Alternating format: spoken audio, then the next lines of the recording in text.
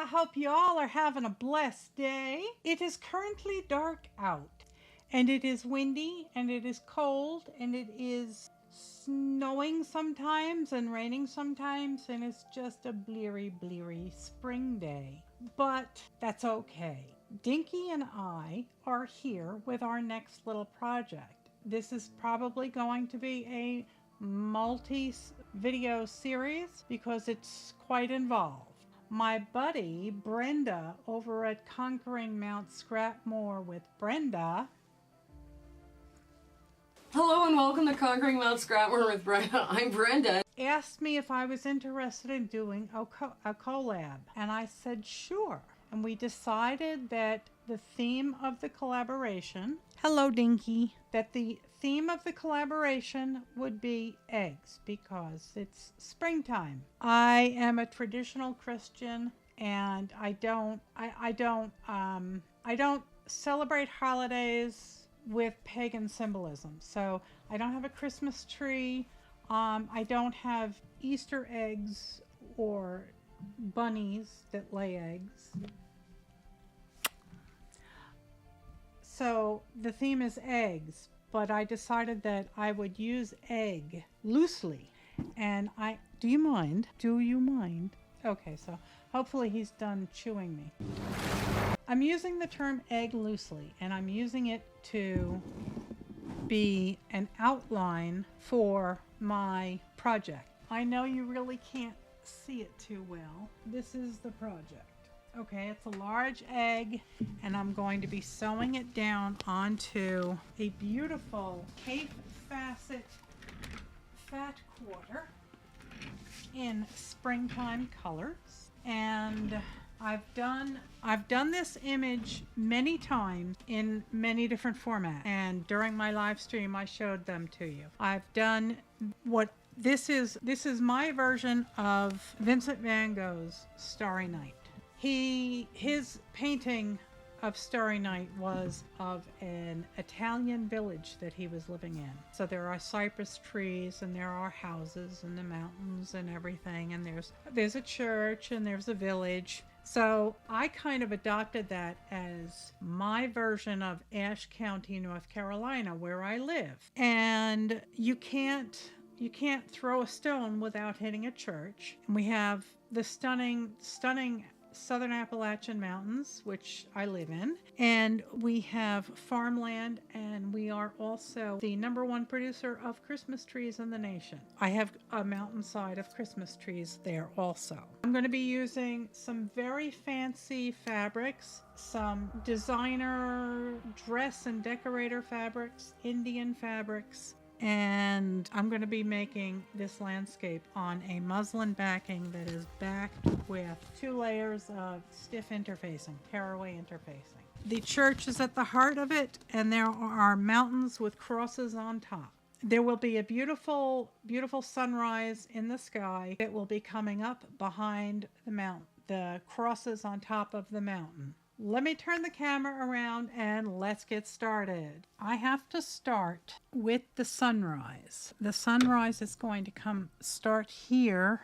I have the piece rotated 90 degrees. Okay, it should go like this. So this is my thought process. The sky is the furthest thing away. So that is the first thing I have to do. That way everything will build towards the nearest location. And I'm going to be starting with the sun. So I'm going to use a round of this.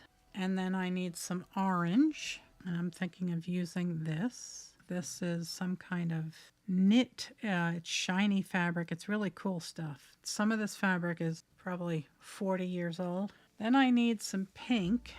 And then I need some purple. There's also some purple in here. And then I'd be moving into my blues to fill out the sky. And I have a whole selection of them here. I've got silks. I've got all sorts of crazy stuff. It's just, this stuff feels like butter. I don't know if the camera can pick that up, but oh, it's like a microfiber, but it's made out of silk.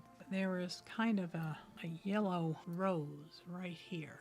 that I'm going to use as the sun. This is tissue lame. It unravels horribly, and it can go over the mountain because the mountain is in the foreground, and these will be behind the crosses. I think I'm going to start at the blue. That'll work as my darkest.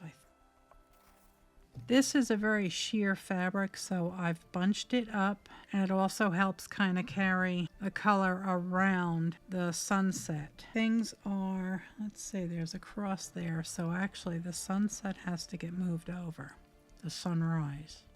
So I think that is going to be my sky. I'm starting with pink. Now this is below the mountain level, so right now I'm just tacking things down.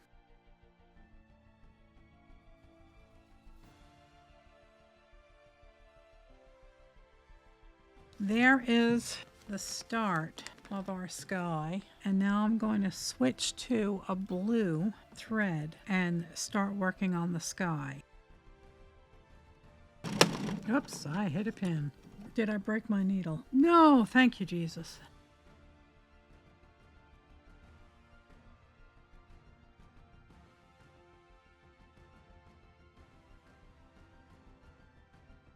I think I'm happy with that.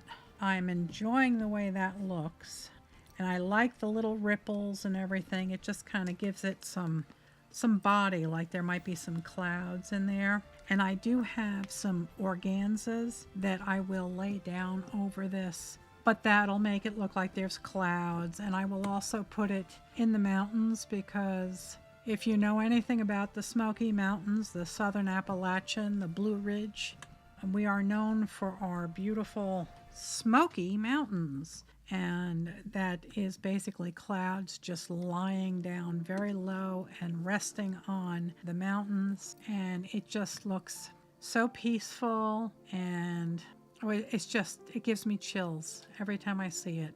And I live on the north face of Phoenix Mountain, and I have clouds that settle on my property at different spots, and it's just beautiful to actually walk out in there. It just makes you feel that much closer to God. I'm going to start picking fabrics out for the mountains, for this area in here, and these mountains will be further in the distance, so they're going to be paler. So I'm going to look for a paler green, and then as we advance closer, I will make the colors darker and darker. Of course, down here where the Christmas trees are, that'll be very dark. The church is going to have to be done separately and then placed down on top. So I will probably put that together. I'm not sure how I'm going to do it yet. I might just stitch it, or I don't know yet. So I wanted to share my craziness with you, show you my madness. You can see I've started layering the mountains. This is the furthest back in the distance. This is the next one. I just love that velvet. It just drives me crazy. Here's some Duponi silk. Here is some faux suede. But what I'm doing is I'm looking at the back of this piece, because I drew the piece. I drew this on the interfacing, so I can see where this is going. I'm just going over my lines a little bit so I can see where they are. So the piece that I'm looking for right now is this one. I can see it. Use it as a template, so I know what fabric, I know how big of a piece I need to use. All right, now that is backwards, obviously. So this is the feature mountain. If you can envision that it's going to be a mountain. But now I have an idea of the shape and size of a piece that I need. So that's the method to my madness. I have a very distant mountain right here, and then slowly getting darker as they come in. And this is the feature mountain, so I figured I would use something that had a bit of a pattern to it. And I can tone it down by overlaying this on it in spots, just, you know, a few wisps here and there. And I have changed my thread to a variegated green. So I'm just going to concentrate on these distant mountains and try and get them stitched down. Start removing the pins and work my way down. And I can also trim out the excess because it's getting kind of bulky under here. Now this stuff changes color depending on the side, and if it wrinkles up, all the better, because you get multiple layers of it then, and you can make shadows and additional shapes with it, but we'll get to that shortly. We can add some shadows in here, stitch that down.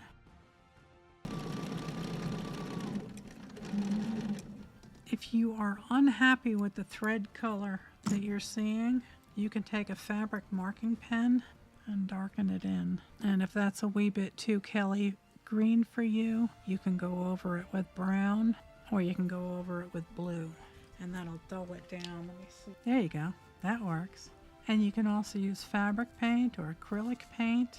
You can do all sorts of crazy things on these because this is not going to get washed. So that adds a nice bit of shadow to the mountain. I have a new color of thread in, and I'm just going to start adding some details. And I'm adding some more shadows with this organza. Now maybe we can do some over here. And if you want it darker, you can turn it over. It's darker on the back. Cutting random shapes here, just laying them down and stitching on top of them. I had set up a box and the spray adhesive next to me, but I'm finding that I don't need it. I'm just laying it down, pinning heavily until I can start sewing, and then I'm removing the pins. And so far, thank you Jesus, it is working. So let's try getting this piece down. And you don't want it to be straight, you want it to be wonky.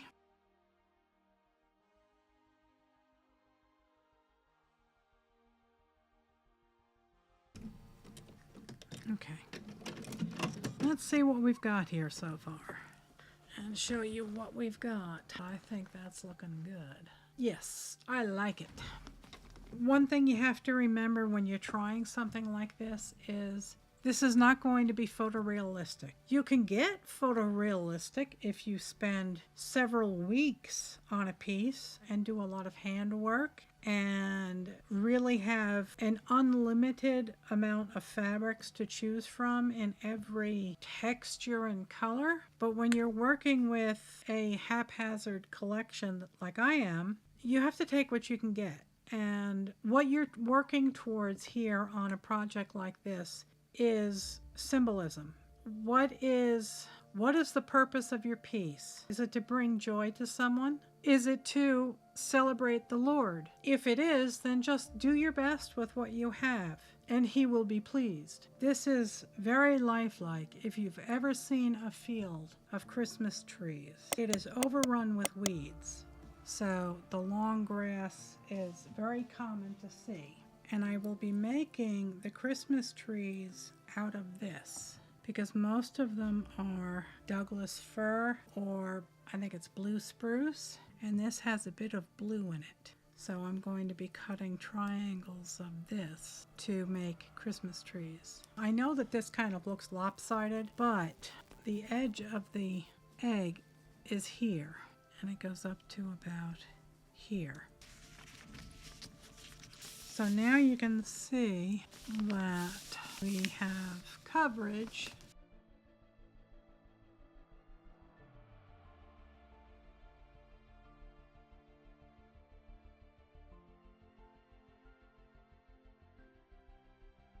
I'm going to end this video here, and we will pick up again for more details and more embellishments. This is where we are.